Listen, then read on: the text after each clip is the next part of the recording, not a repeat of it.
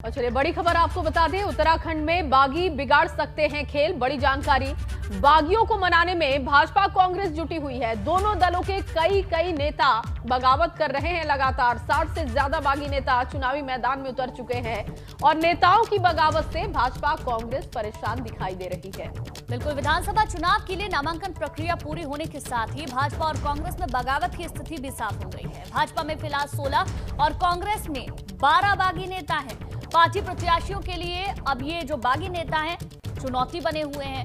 Party स्तर पर इन्हें मनाने की कोशिशें भी की जा रही हैं। पूर्व सीएम हरीश रावत की सीट लालकुआ से पूर्व में घोषित उम्मीदवार संध्या जालाकोटी भी बगावत पर उतर आई हैं। उससे पहले जब उन्हें प्रत्याशी बनाया गया था दूसरी सीट से, तो वहां पर भी बगावत के सुर सुनाई दिए थे।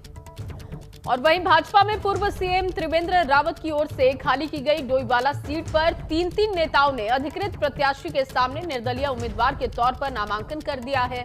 कांग्रेस की तरफ से पूर्व मंत्री शूरवीर सिंह सजवाड़ और मातंबर सिंह कंडारी भी बगावत का झंडा उठा चुके हैं और ये तमाम बागी नेता इस वक्त पार्टियों के लिए परेशानी बने हुए हैं। जिस तरीके से इन्हें मनाया जाता है ये देखना होगा। हालांकि 31 जनवरी नाम वापसी के लिए आखिरी दिन है और उस वक्त तक कौन नाम वापस लेता है ये देखना होगा और कौन नाराज है इसकी भी जानकारी हम आपको दे रहे हैं। एक सीट से तीन उम्मीदवारों ने अपना पर्चा दाखिल कर दिया है। कई ऐसे भी नेता हैं जो कि लगातार बगावत कर रहे थे और जब उम्मीदवार के नाम का ऐलान हुआ तो वो निर्दलीय उम्मीदवार के तौर पर पर्चा भर चुके हैं। 31 जनवरी तक नाम वापसी के लिए आखिरी दिन तय किया गया है। नाम वापसी के आखिरी दिन क्या ये तमाम बागी नेता नाम वापस लेते हैं ये देखना होगा। और सबसे बड़ी बात है कि जो नेता निर्दलीय चुनाव लड़ने का ऐलान कर चुके हैं उनमें से अब जनता पार्टी पर मोहर लगाएगी या फिर चेहरों पर मोहर लगाएगी, ये देखने वाली बात होगी। लेकिन उससे पहले कांग्रेस और भाजपा दोनों की मुश्किलें ही बढ़ती हुई नजर आ रही हैं। दुख हुआ, हमारी आदरणीय प्रियंका जी का नारा था बेटी बचाओ बेटी पढ़ाओ, और एक बेटी को जब मौका दिया तो 2 दिन बाद उसका टिकट काट दिया। मैं इस क्षेत्र की सम्मानित मातृशक्तियों से कहना चाहती हूँ, मैं आपकी आवाज़ हूँ, मैं आपका स्तंभ हूँ और मैं आपकी रूपरेखा तय करूँगी। मेरे साथ मातृशक्ति, युवा और बुजुर्गों का विशेष सहयोग और अपार जन समर्थन मिल रहा है और आज मैंने अपना नामांकन भी करा लिया है। तो संध्या जालाकोटी को यहाँ पर आपने सुना, कांग्रेस से पहले प्रत्याशी थी लेकिन उनके टिकट को काटकर हरीश रावत को लालकुआ से टिकट दे दिया गया, जिसके बाद उनकी नाराजगी सामने आई और अब निर्दलीय चुनाव लड़ने का उन्होंने ऐलान किया है। साथ ही साथ उन्होंने इस बात को भी उठाया कि महिलाओं को आगे रखने की बात कांग्रेस पार्टी लगातार कर रही थी लेकिन ऐसा हुआ नहीं, मुझे अब निर्दलीय चुनाव लड़ना पड़ रहा है। और 60 ऐसे बागी नेता हैं दोनों ही पार्टियों को मिलाकर जो कि इस वक्त बगावत कर रहे हैं।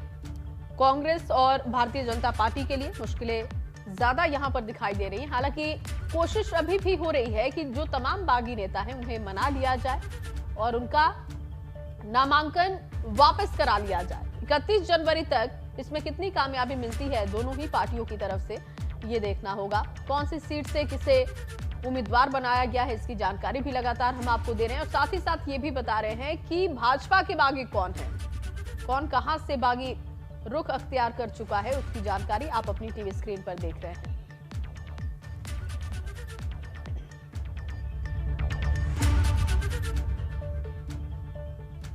और इसी खबर पर ज्यादा जानकारी के साथ रवि कैंतुरा रुद्रप्रयाग से मौजूद हैं।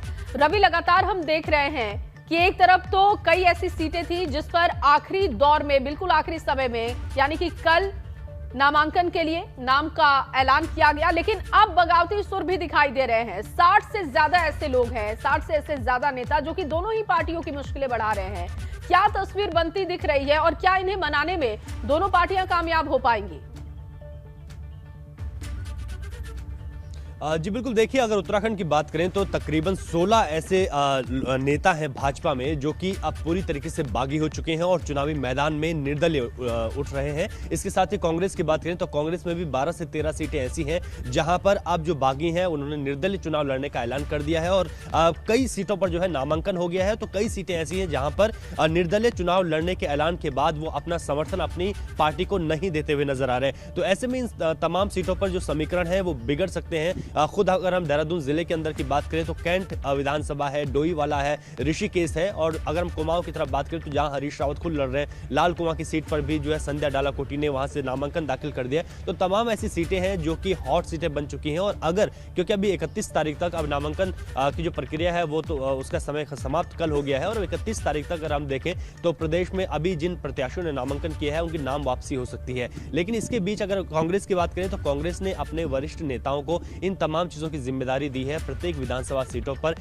जो कांग्रेस के बड़े नेता हैं वो कोशिश कर रहे हैं कि ऐसे लोगों को मनाया जा सके ताकि जो कैंडिडेट इस वक्त जिस सीट से उठा हुआ है उसको कहीं ना कहीं कोई दिक्कत ना हो। इसके साथ ही भाजपा के जो बड़े नेता है उनको भी ये जिम्मेदारियां दी गई हैं।